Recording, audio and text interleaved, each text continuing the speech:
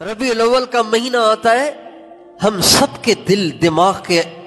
دماغ میں ایک دفعہ نبی اکرم صلی اللہ علیہ وسلم کا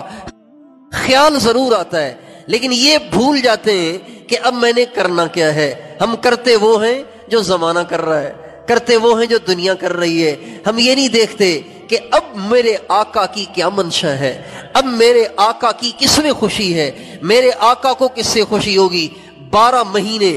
11 مہینے حضور کی روح کو ستایا، حضور کی روح کو اذیتیں دی۔ میرے دوستو، کم از کم اس مہینے میں تو اذیتیں موقوف ہو جانی چاہیے تھیں، اس مہینے میں تکلیفیں موقوف ہو جانی چاہیے تھی، اس مہینے میں تو آپ کی روح انور کو ستانا موقوف ہو جانا چاہیے تھا، جس مہینے میں ہمارے آقا کا ظہور ہوا، ہمارے آقا کی بعثت ہوئی، ہمارے آقا کی ولادت ہوئی، جس مہینے میں اللہ تعالیٰ نے اس دنیا کو یہ شرف بخشا کہ حضرت محمد مصطفیٰ احمد مجتبیٰ صلی اللہ علیہ وسلم جیسی انمول ذات گرامی کو اس دنیا میں بھیجا۔ رمضان کے مہینے میں کوئی سرے عام کھا رہا ہو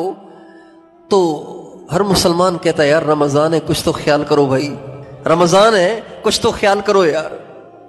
لیکن ربیع الاول کے مہینے میں کوئی داڑھی منڈا رہا ہو تو کوئی نہیں کہتا ابے ربیع الاول کا مہینہ ہے، کچھ تو خیال کرو۔